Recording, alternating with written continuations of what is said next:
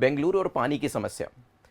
अब यहाँ पर हमें देखने को मिला, पिछले कुछ दिनों में आप देख भी रहे होंगे, इस तरीके की न्यूज़ काफ़ी ज़्यादा आ रही थी जिसमें बताया गया कि बेंगलुरु काफ़ी ज़्यादा महत्वपूर्ण शहर हो जाता है। किसके लिए?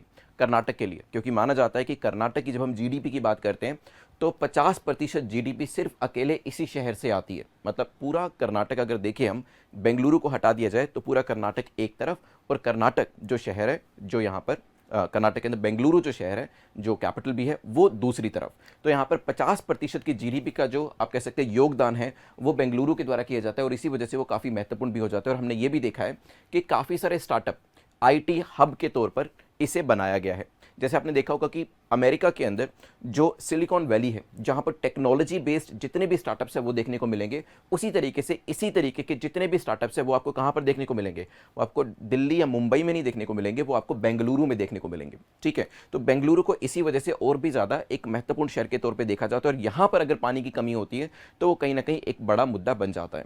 यहाँ पर कर्नाटक सरकार ने भी केंद्र सरकार से एक दरख्वास्त करी कि हमारे यहाँ पर पानी की किल्लत है, और ऐसा इसी बार नहीं, पिछले साल भी किया गया था। वहाँ पर पहले ही बता दिया गया था कि हमारे यहाँ पर बारिश जो है वो कम हुई है, और ये माना जाता है, जब हम बात करते हैं कि पिछले 122 सालों की बात करें तो तीसरी सबसे कम बारिश जो है वो इस बार देखने को मिली है, और इसी वजह से हमें यहाँ पर पानी की जो किल्लत है वो भी देखने को मिली। ठीक है, इसके अलावा ये चीज़ मैं आपको बता चुका हूँ, भारत की सिलिकॉन वैली कही जाने वाली, सिलिकॉन वैली क्या है? जैसे कि जगह कहाँ पर है? अमेरिका के अंदर, यूएस के अंदर, क्योंकि वहाँ की जो सिलिकॉन वैली है, वहाँ पर बड़े बड़े जो टेक्नोलॉजी बेस्ड स्टार्टअप्स है वो आपको देखने को मिलेंगे। जिस तरीके से जितने भी स्टार्टअप्स जो टेक्नोलॉजी बेस्ड है, ज़्यादातर स्टार्टअप्स जो है वो आपको बेंगलुरु के अंदर देखने को मिलते हैं। ठीक है, आलम यह है कि बेंगलुरु की कई सोसाइटी में पीने के पानी के दुरुपयोग करने पर फाइन भी लगाया जा रहा है। वहाँ पर 5,000 रुपये तक का जो फाइन है वो लोगों को देना पड़ रहा है। ठीक है, तो यहाँ पर लोगों के बिहेवियर को ठीक करने के लिए इस तरीके से भी चीज़ें करी जा रही है, ताकि किसी भी तरीके से पानी का जो दुरुपयोग है वो यहाँ पर ना हो। ठीक है, यहाँ तक क्लियर है? ओके, आप अपने अपने क्षेत्र के बारे में मुझे बताइएगा, जिस भी जगह से आप आते हैं, जिस भी राज्य या जिस भी शहर से आते हैं, कि क्या वहाँ पर भी पानी की इस तरीके की किल्लत आपको देखने को मिल रही है, या फिर वहाँ पर स्थिति अगर बात करें बेंगलुरु की तुलना में सही है। ठीक है, खैर, एक अभूतपूर्व कदम में कर्नाटक सरकार ने राष्ट्रीय आपदा प्रतिक्रिया कोष के तहत सूखा राहत जारी करने की मांग करी थी। तो यहाँ पर देखिए, एक राहत कोष बनाया जाता है जिसमें 75% हिस्सा जो होता है वो केंद्र सरकार के द्वारा दिया जाता है। तो आप इसे एक फंड के तौर पर मान सकते हैं। जो कोष है ये बनाया गया, इसमें 75% पैसा जो है वो केंद्र सरकार के द्वारा दिया गया, 25% जो पैसा है वो राज्य सरकार के द्वारा दिया गया।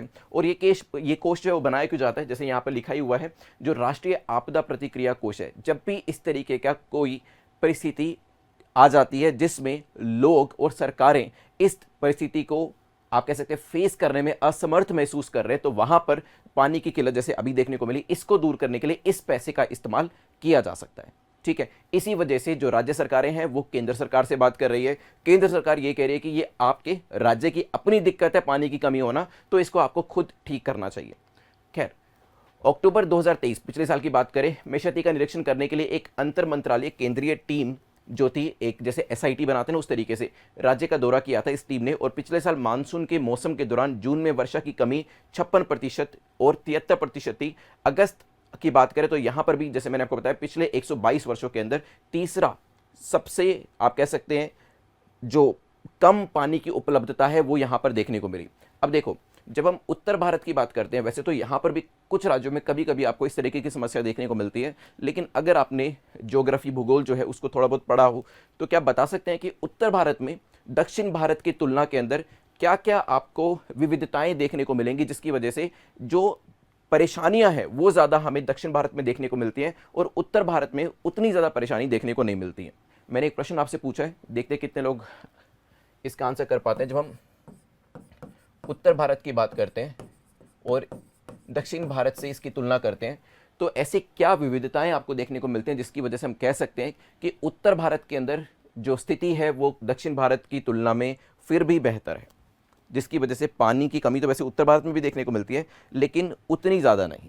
जब हम उत्तर भारत और दक्षिण भारत की तुलना करते हैं तो आपको सबसे बड़ी चीज़ तो देखने को मिलेगी, आप आगे जाकर अगर आपने अभी तक नहीं पढ़ा है, भूगोल के अंदर ये पढ़ने भी वाले हैं, कि जब हम उत्तर भारत की बात करते हैं कि यहाँ पर जो बहने वाली नदियाँ हैं उनको पानी कहाँ से मिलता है? देखो, पहला जो स्रोत पानी का है वो है वर्षा, जो बारिश का पानी होता है वो उसका एक स्रोत है। इसके अलावा जो ये नदियाँ हैं, इनको हिमालय जब पिघलता है वहाँ से भी पानी मिलता है, और इसी वजह से ये माना जाता है कि जो उत्तर भारत की नदियाँ हैं ये पीरियड रिवर्स है, मतलब ये पूरे साल इसके अंदर आपको जल प्रवाह देखने को मिलता है।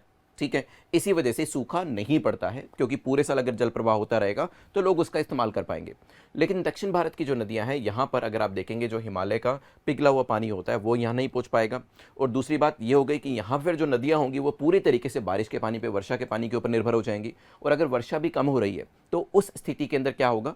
उस स्थिति के अंदर हमें देखने को मिलेगा कि जल प्रवाह जो है वो कुछ महीने तो हो रहा है और कुछ दूसरे महीने नहीं हो रहा है, और इसी वजह से उन महीनों के अंदर जब जल प्रवाह नहीं है, मतलब वहां पर नदियां आपकी सूख जाएंगी। और लोगों की जो मांग है वो तो एज इट इज बनी हुई है, लोग तो मांग कर ही रहे हैं कि आपको क्या करना है, आपको पानी जो है वो मुहैया कराना है। लेकिन जल प्रवाह नहीं होने की वजह से, या फिर सूखा पड़ने की वजह से, या फिर नदियों के सूख जाने की वजह से पानी की उपलब्धता आपको नहीं देखने को मिल रही है।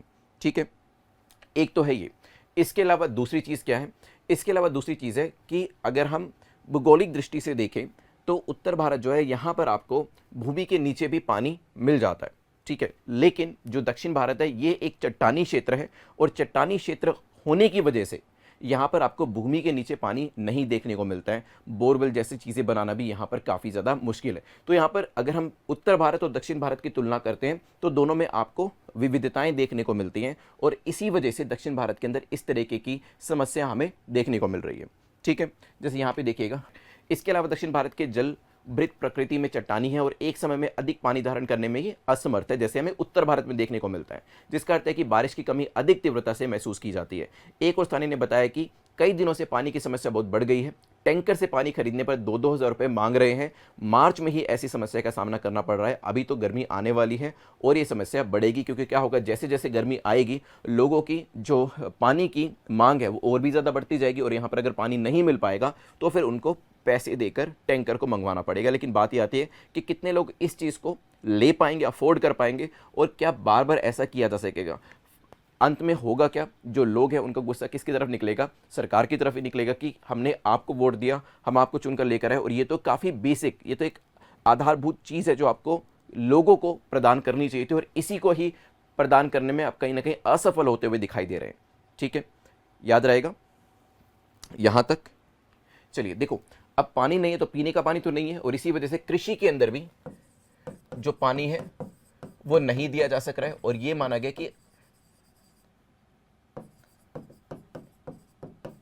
पिछले साल ही, एक साल में हमें ये देखने को मिला कि 35,000 करोड़ रुपए तक की जो फसल थी वो नष्ट हो गई, क्योंकि यहाँ पर जो पानी हमें देना था वो पानी हम नहीं दे पाए, नहीं प्रदान कर पाए अपने किसान भाइयों को। ठीक है, कमजोर मानसून की वजह से कावेरी नदी का जलस्तर और बेंगलुरु शहर का ग्राउंड वाटर लगातार गिर रहा है। देखो, ग्राउंड वाटर पहले से ही कम होता है, क्योंकि क्षेत्र अलग तरीके का है, जैसा उत्तर भारत है वैसे नहीं है। और दूसरी चीज़ ये है कि शहरों के अंदर अगर आप देखेंगे जिस तरीके का हमारा, आप कह सकते हैं, लाइफस्टाइल हो चुका है, जो पानी की मांग है वो भी लगातार बढ़ती जा रही है। ठीक है, जितनी मांग बढ़ रही है उस तरीके से सप्लाई जो है वो नहीं बढ़ पा रही है, और ये जो अंतर है मांग के बीच में, वो कहीं ना कहीं इस तरीके की स्थिति का एक कारण बन रहा है। रोजाना करीब 20 करोड़ लीटर पानी जो है उसकी कमी देखने को मिल रही है। जल निगम के मुताबिक शहर में आप कह सकते हैं 11,000 बोरवेल हैं, इनमें से 3700 सूखने की कगार पर है और 1214 पूरी तरीके से सूख चुके हैं। कई जगह बोरवेल खोदने के लिए निर्देश पहले से दिए भी जा चुके हैं, परंतु अब दिक्कत क्या होने वाली है कि अब अगर हम काम शुरू करेंगे तो इस गर्मी में तो इस तरीके से स्थिति को फेस करना काफ़ी मुश्किल हो जाएगा। ठीक है, एक याचिका भी दायर करी गई। याचिका में संविधान के अनुच्छेद 32 के तहत राहत की मांग की गई थी, जो संवैधानिक उपचार से संबंधित है। यह नागरिकों के सर्वोच्च न्यायालय का दरवाजा खटखटाने की अनुमति देता है यदि उन्हें लगता है कि उनके मौलिक अधिकारों का उल्लंघन हो रहा है, क्योंकि आप पीने के पानी तक को भी यहाँ पर मुहैया नहीं करा पा रहे हैं। यहाँ पर राज्य सरकार, जैसे मैंने आपको पहले बताया, वो किसको यहाँ पर कटघरे में रखने की कोशिश करिए, केंद्र सरकार को, और केंद्र सरकार क्या कह रही है कि ये आपका राज्य का मुद्दा है, आप इसे खुद ही संभालिए। कर्नाटक सरकार ने कहा कि उसकी याचिका आपदा प्रबंधन अधिनियम 2005 सूखा प्रबंधन मैनुअल के तहत सूखा प्रबंधन के लिए वित्तीय सहायता प्रदान करने में भारत संघ की ओर से निष्क्रियता के खिलाफ थी। अब यहाँ पर जो राज्य सरकार है, जैसे मैंने आपको पहले बताया, वो केंद्र सरकार को यही कह रही है कि हमने ये चीज़ पहले से आपको बता दी थी कि हमारे यहाँ पर इस तरीके की परिस्थिति पैदा हो सकती है, और यहाँ पर पिछली बार ही उन्हें बता दिया था कि हमारे यहाँ पर काफ़ी सारे कस्बे ऐसे हैं जहाँ पर पानी की उपलब्धता ना के बराबर है, और इसी वजह से आपको जो वित्तीय सहायता जो है इसी वजह से बनाई गई है वो हमें प्रदान करनी चाहिए ताकि इस स्थिति का सामना हम आसानी से कर सकें। लेकिन जब केंद्र सरकार के द्वारा मदद नहीं पहुंची तो यहाँ पर जो राज्य सरकार है दोबारा से उन्हें कटघरे के अंदर रख रही है। ठीक है, यहाँ पर देखिएगा बेंगलुरु में 500 साल का सबसे बड़ा वाटर क्राइसिस देखने को मिल रहा है। भारत के दक्षिणी हिस्से में कर्नाटक की राजधानी बेंगलुरु है और 1.5 करोड़ लोग रहते हैं। यहाँ पर यह भी माना जा रहा है कि जो इसकी जनसंख्या है वो भी काफ़ी तेज़ी से बढ़ रही है, क्योंकि अगर हम 2011 की बात करें तो तब यहाँ पर जो जनसंख्या थी वो करीबन 85 लाख के आसपास थी। ठीक है, तो 85 लाख से आप देखें कि पिछले 15 सालों में जो नंबर है 40% के आसपास बढ़ चुका है। 67,000 आईटी कंपनियों के साथ ये देश का आईटी हब है। जैसे मैंने आपको बताया था कि सिलिकॉन वैली माना जाता है इसे। बेंगलुरु में रोजाना करीब 200 करोड़ लीटर पानी की खपत है, जिसमें 145 करोड़ लीटर कावेरी नदी से आता है। लेकिन अगर नदी जो है इसमें ही पानी का प्रवाह कम हो जाएगा तो क्या होगा, जो ये 145 करोड़ लीटर है ये नंबर कम हो जाएगा, और अगर ये नंबर कम हो जाता है तो कहीं ना कहीं ये जो मांग है उसे पूरा नहीं किया जा सकेगा। ठीक है, बेंगलुरु जल निगम ने शहर में 257 ड्राई स्पॉट चिन्हित किए हैं कि कहां कहां पर पानी की कमी ज़्यादा है और पीने के पानी की किल्लत है। इनमें जो अलग अलग क्षेत्र हैं उनके बारे में बताया। हालांकि आपको ये याद रखने की जरूरत नहीं है, लेकिन हाँ, जो पूरा मुद्दा है उसमें राज्य सरकारें कैसे केंद्र सरकार को कटघरे में रख रही हैं, केंद्र सरकार का क्या कहना है, ये चीज़ें काफ़ी ज़्यादा ज़रूरी है। और हमने ये भी देखा कि जो भौगोलिक दृष्टि से देखा जाए तो दोनों क्षेत्र उत्तर भारत और दक्षिण भारत अलग अलग हैं, इसको भी समझना यहाँ पर ज़रूरी है। ठीक है, चलिए यहाँ से राज्यों के पास राज्य आपदा राहत कोष है। मैंने आपको बताया था कि इसमें 75% हिस्सा किसका रहता है, केंद्र का रहता है। और जहाँ पर जब हम बात करते हैं जो हिमालयी राज्य हैं, ठीक है, जो ऐसे राज्य हैं जहाँ पर जो जिसकी पृष्ठभूमि जो है वो जिसे डिफ़िकल्ट टेरेन कहा जाता है, पृष्ठभूमि उतनी कह सकते हैं समतल नहीं है। ठीक है, पूर्वोत्तर राज्य है, वहाँ पर जो केंद्र का कॉन्ट्रीब्यूशन है, केंद्र का योगदान रहता है वो 90% रहता है। तो वहाँ पर जो रेशो है, अनुपात है, वो 90:10 के बराबर रहता है। लेकिन बाकी जगहों पर बात करें तो ये अनुपात 75:25 रहता है। मतलब जब हम बेंगलुरु या कर्नाटक की बात करते हैं तो यहाँ पर 75-25 75 और 25 के अनुपात को फॉलो किया जाता है। मतलब 75% जो हिस्सा है इसके अंदर किसके द्वारा दिया जाता है, ये केंद्र सरकार के द्वारा दिया जाता है, और 25% हिस्सा जो है वो राज्य सरकार के द्वारा दिया जाता है। और यही अगर हम एक हिली स्टेट्स की बात कर रहे होते या फिर एक पूर्वोत्तर राज्य की बात कर रहे होते, वहाँ पर 90% जो योगदान है वो किसके द्वारा दिया जाता, 90% योगदान जो है वो केंद्र सरकार के द्वारा दिया जाता है, और 10% योगदान जो है वो किसके द्वारा दिया जाता, वो राज्य सरकार के द्वारा दिया जाता है। ठीक है, अब इस पैसे का इस्तेमाल किस लिए किया जा सकता है। देखो, किसी भी तरीके की प्राकृतिक आपदा आ जाती है या मानव निर्मित कारणों की वजह से कोई भी आपदा आती है, उस सिचुएशन के अंदर, उस स्थिति के अंदर इस पैसे का इस्तेमाल किया जा सकता है। ठीक है, जैसे कहीं पर कोई भूकंप आ गया उसकी वजह से नुकसान हो गया, कहीं पर कोई आप कह सकते हैं बाढ़ आ गई उसकी वजह से नुकसान हो गया, तो वहाँ पर उन स्थितियों के अंदर इस पैसे का इस्तेमाल किया जा सकता है। और यहाँ पर भी अगर देखें, एक तरीके की जो परिस्थिति है, जल की कमी होना वो बनी हुई है, और इसके लिए भी इस पैसे का इस्तेमाल किया जा सकता है। ठीक है, यहाँ से आगे बढ़ते हैं। यदि किसी राज्य को केंद्र की सहायता की आवश्यकता है तो उसे एक प्रक्रिया का पालन करना होता है। उसे एक ज्ञापन में क्षति की सीमा का विवरण देना चाहिए और उसे जमा करना चाहिए। यदि यह केंद्र सरकार द्वारा स्वीकार किया जाता है तो एक आईएमसीटी जमीनी स्तर पर निरीक्षण करता है, जैसे इस सिचुएशन में भी किया गया। आप देखिएगा, मैं पीछे लेके जाता हूँ आपको, यहाँ पर बात करी गई थी कि जब इस तरीके से पिछले साल ही कर्नाटक के द्वारा कहा गया कि हमारे यहाँ पर जो सूखा है वो पड़ रहा है, हमारे यहाँ पर काफ़ी सारे क्षेत्र ऐसे हैं जहाँ पर पानी की कमी है, तो केंद्रीय टीम आईएमसीटी ने भी राज्य का दौरा किया था। मतलब पहले से ही ये जो पूरी प्रक्रिया है ये कर्नाटक के द्वारा फॉलो करी गई थी। किसी राज्य को केंद्र की सहायता चाहिए होती है तो यहाँ पर क्या करना होता है, एक विवरण दिया जाता है राज्य के द्वारा, जो कि इस केस में भी दिया गया। मतलब बेंगलुरु जो है या फिर कहा जाए कर्नाटका जो, उन्होंने भी दिया, आईएमसीटी टीम जो थी वो वहां पहुंची और उन्होंने भी जो निरीक्षण है वो किया और पूरी जो स्थिति थी उसका जायजा लिया। एक राष्ट्रीय कार्यकारी दल आईएमसीटी रिपोर्ट का विश्लेषण करता है। इसकी सिफारिशों के आधार पर एक उच्च स्तरीय समिति जो है तत्काल राहत जारी करने के लिए मंजूरी भी देती है, जैसा कि इस स्थिति में भी किया जाना चाहिए। इसके अतिरिक्त केंद्रीय गृह मंत्रालय, जिसके अंतर्गत ही एनडीआरएफ आता है, वो यहाँ पर इस पूरे के पूरे पैसा जो रिलीज किया जाता है, जो पूरा का पूरा पैसा दिया जाता है, उसकी देखरेख करते हैं कि जो पानी के लिए अगर पैसा दिया गया तो उसका इस्तेमाल सही तरीके से किया जा रहा है या नहीं किया जा रहा। आंकड़ों की बात करें बेंगलुरु को लेकर तो रोजाना 20 करोड़ लीटर पानी की कमी है। क्यों है? एक तो ये है कि जो आपका जमीन के नीचे का पानी है वो कम है, इसके साथ साथ जो कावेरी नदी है वो भी उतना ज़्यादा जो जल है वो नहीं प्रदान कर पा रही है जितना उसको करना चाहिए, क्योंकि मैंने जैसे आपको बताया कि कुछ महीनों के अंदर जल प्रवाह कम हो जाता है। ग्राउंड वाटर लेवल 1800 फीट से नीचे गिरा है, मतलब जो ज़मीन है उसके नीचे भी पानी कम है। बेंगलुरु में 262 झीलों में से सिर्फ 81 झीलें बची हैं। इस शहर को पहले झीलों का शहर कहा जाता था, लेकिन अब यहाँ पर देखेंगे कि जो झीलों की संख्या है वो 1/3 से भी कम रह गई है अगर हम इसे पुराने समय से कंपेयर करते हैं। हरियाली 70% से सिकुड़कर 3% तक रह गई है। तो यहाँ पर जैसे जैसे आप कह सकते हैं कि सो कोल्ड विकास होता गया, जैसे जैसे हम कहते गए कि इसे हम IT हब बना रहे हैं, अलग अलग कंपनियां यहाँ पर आने लगी, तो यहाँ पर क्या हुआ होगा, जंगलों का कटाव होना शुरू हुआ होगा। और जंगलों के कटाव होते होते जो 70% की हरियाली होती थी वो सिर्फ 3% तक रह गई। ठीक है, वैसे जितना मेरा एक्सपीरियंस है, क्योंकि भारत दर्शन जब किया जाता है, आप इस एग्ज़ाम को करते हैं तो भारत दर्शन होता है, तो भारत दर्शन के दौरान हम लोग बेंगलुरु गए थे और जिस जगह पे हम रह रहे थे वहाँ पर काफ़ी ज़्यादा हरियाली थी। और ये जो चीज़ है ये वहाँ पर उतनी देखने को नहीं मिली, क्योंकि देखो हर जगह अलग अलग तरीके की होती है।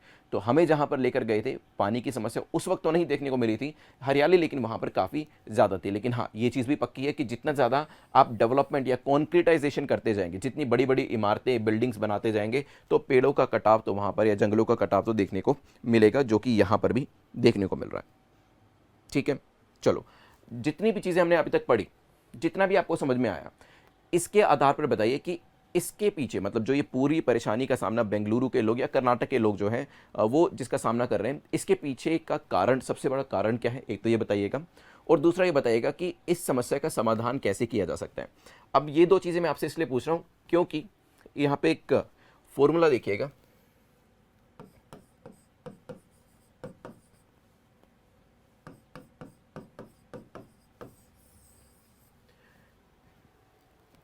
IPS एंड ICS, क्योंकि जब मैं जो अंग्रेज़ी माध्यम के बच्चे हैं, जब उनको मैं करंट अफेयर्स पढ़ाता हूँ, वहाँ पर मैं इसी फॉर्मूले को बताता हूँ। मैंने ये पिछले से पिछले साल भी उनको बताया था, पिछले साल भी उनको बताया था।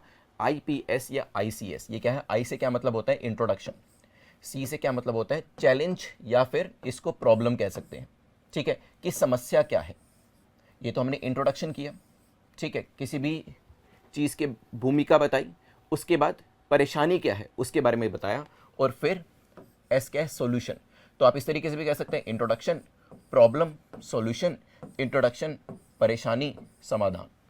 इस तरीके से भी याद कर सकते हैं। तो जब हमें ये पता चल गया कि पूरा मुद्दा है क्या, तो परेशानी और समाधान इसके बारे में भी हमें पता होना चाहिए, क्योंकि जब आप सिविल सर्विस की तैयारी करते हैं, सबसे पहले आपसे यही पूछा जाता है कि क्या आपको ये पता है कि इस एरिया के अंदर, इस क्षेत्र के अंदर सबसे बड़ी परेशानियां कौन कौन सी हैं। आपने बता दिया कि ये 4 परेशानियां हैं इस क्षेत्र के अंदर, तो एक सिविल सर्वेंट के तौर पर क्या आप इन परेशानियों का कोई समाधान दे सकते हैं या नहीं। अगर आप देखेंगे जो मुख्य परीक्षा आपकी होती है, इसके अंदर ज़्यादातर जो प्रश्न होते हैं वो इसी पर ही आधारित होते हैं कि वो आपके सामने एक प्रॉब्लम रखेंगे, एक समस्या आपको देंगे और पूछेंगे आपसे कि महिलाओं की ये समस्या है, क्या समाधान हो सकता है, SC ST की ये समस्या है, क्या समाधान हो सकता है। ठीक है, देश में इलेक्टोरल बॉन्ड्स को लेकर ये समस्या है, क्या समाधान हो सकता है, देश के अंदर भ्रष्टाचार की समस्या है, क्या समाधान हो सकता है। ठीक है, कई बार तो वो समस्या के बारे में आपको पूरी जानकारी देंगे, या फिर कई बार उसे सब्जेक्टिव तरीके से थोड़ा सा बताकर छोड़ देंगे और आपसे चाहेंगे कि परेशानी भी आप बताएं और फिर उसका समाधान भी आप बताएं। कई बार वो परेशानी आपको बता देंगे और सिर्फ समाधान आपसे पूछेंगे। आपकी मुख्य परीक्षा जो है पूरी तरीके से इसके ऊपर आधारित होती है।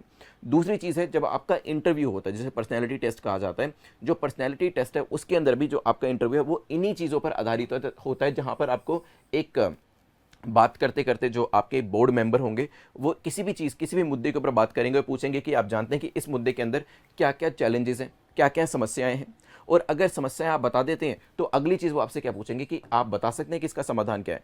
तो हम जितनी भी चीज़ें करेंगे, हम जितने भी टॉपिक्स पढ़ेंगे पूरे साल में, मैं आपसे बातचीत करते हुए ही परेशानियाँ, समस्याएँ और उनका समाधान ये सब पूछता हुआ चलूँगा, ताकि आपका जो ब्रेन है वो इस तरीके से डेवलप हो सके, ताकि जब आप मुख्य परीक्षा के अंदर उत्तर दे रहे हो तो आपको अपने ऊपर ज़्यादा प्रेशर ना डालना पड़े ये सब चीज़ें सोचने के लिए। क्यों? क्योंकि जितनी भी चीज़ों की प्रैक्टिस है वो हम इन्हीं क्लासेस के अंदर कर लेंगे, जहाँ पर आपका ब्रेन इस तरीके से शेपअप हो जाएगा कि खुद ही आपके दिमाग में परेशानियाँ भी आएंगी, क्या क्या परेशानियाँ हैं इस मुद्दे को लेकर, पानी के मुद्दे को लेकर, और क्या क्या समाधान हो सकते हैं। जब आप अपना माइंड सेट इस तरीके का बना लेंगे ना, तो किसी भी तरीके का प्रश्न आपकी मुख्य परीक्षा में आए या फिर किसी भी तरीके का प्रश्न बोर्ड मेंबर आपसे इंटरव्यू बोर्ड में पूछेगा, आप उसका उत्तर आसानी से दे पाएंगे। लेकिन सिर्फ अगर बैठे रहेंगे, जो जो चीज़ आपके सामने दिखाई जा रही है उसको देखेंगे, नोट करेंगे, देखेंगे, नोट करेंगे, अपना दिमाग नहीं लगाएंगे, सोचेंगे नहीं अगर उसके बारे में, तो फिर ये माइंड आपका डेवलप नहीं हो पाएगा। लेकिन इस परीक्षा को पास करने के लिए इस तरीके का माइंड डेवलप करना बहुत ज़रूरी है।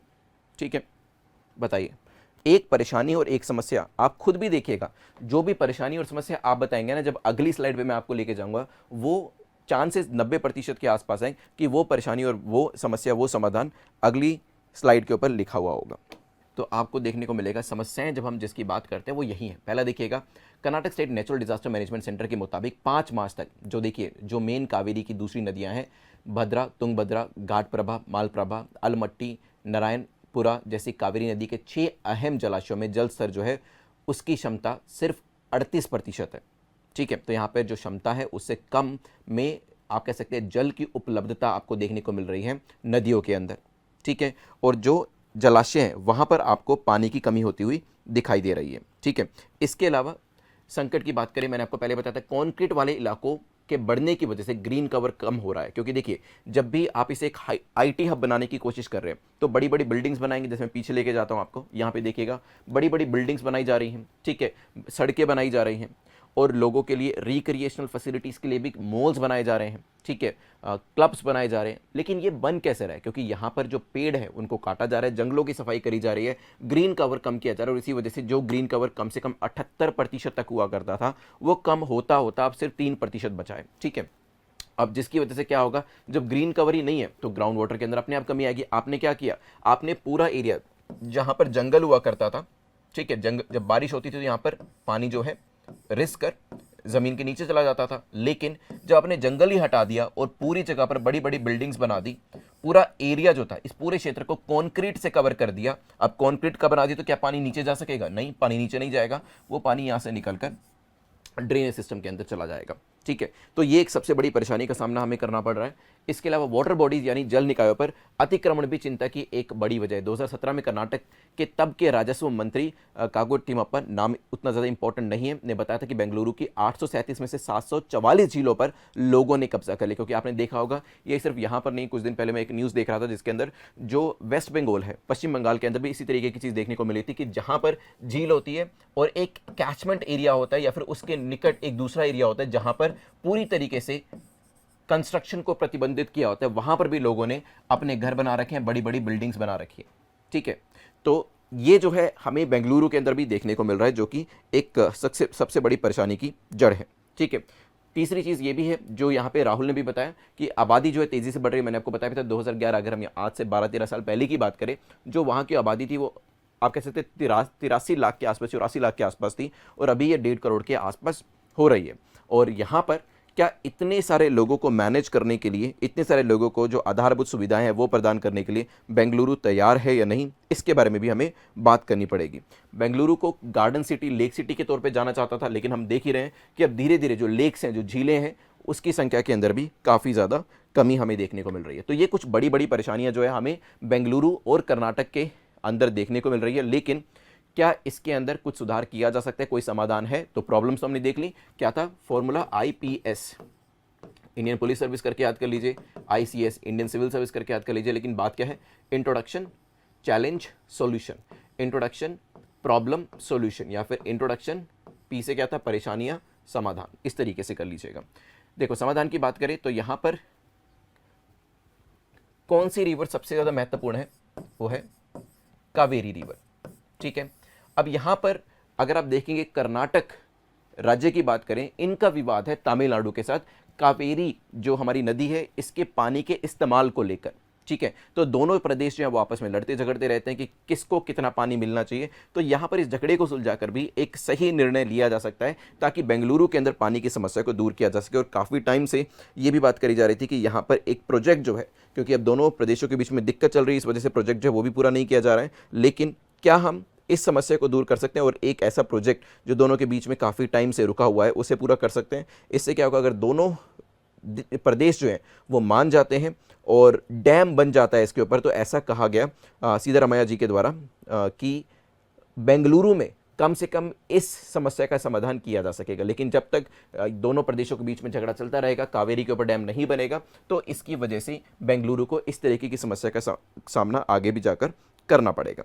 ठीक है, ये भी कहा गया जो कर्नाटक सरकार है उनके द्वारा, सिद्धरामैया जी के द्वारा, कि हम कावेरी प्रोजेक्ट की भी बात कर रहे हैं, हम वाटर कंजर्वेशन की भी बात कर रहे हैं, हम अंडर वाटर कंजर्वेशन की भी बात कर रहे हैं। इसके लिए 5500 करोड़ रुपए के जो प्रोजेक्ट्स हैं वो चलाए गए हैं, जिससे क्या होगा, आने वाले 5 सालों के अंदर जिस तरीके की परेशानियां आज हम फेस कर रहे हैं, जिस तरह की परेशानियों का सामना आज हम कर रहे हैं, वो आने वाले समय में हमें नहीं करने को मिलेगा। ठीक है, लेकिन अब परेशानी सबसे बड़ी यही है कि हम ये कह रहे हैं कि आने वाले 5 साल में क्या होगा, लेकिन लोग तो क्या बात करें, लोग तो कह रहे हैं कि आज हमें बताइए ना, आज आप क्या कर रहे हैं, क्योंकि आज ऑफिस में जाने से पहले हमें लाइनों में खड़ा होना पड़ता है, कई बार हमें वाटर टैंक मंगवाना पड़ता है और 1000 रुपए से 2000 रुपए जो वाटर टैंक वाले हैं उनको देना पड़ता है, क्योंकि वाटर टैंक वाले भी ज़्यादा चार्ज करना शुरू कर देते हैं। आपने देखा होगा जैसे कोविड के टाइम पर भी क्या हुआ था, बहुत सारे लोग जो थे उन्होंने इस स्थिति का भी फायदा उठाने की कोशिश करी और जो जो दवाइयाँ चाहे 5, 10, 15, 20 रुपए की मिलती थी उसको भी महंगे में बेचना शुरू किया, और जो आपके इंजेक्शंस हुआ करते थे ताकि कोविड पेशेंट्स की जान बचाई जा सके,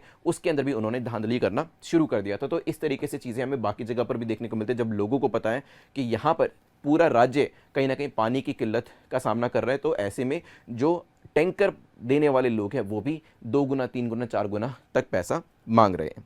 ठीक है, लेकिन हाँ, यहाँ पर डैम बनाकर जो प्रोजेक्ट शुरू करेगी हैं उसको लेकर आप ग्रीन कवर को बढ़ाकर, साथ के साथ आप जो भूमि के नीचे जो आप पानी को इकट्ठा करते हैं, उसका संग्रह करते हैं, उसका संचय करते हैं, उसको बढ़ाकर भी आप इस समस्या को कुछ हद तक दूर कर सकते हैं।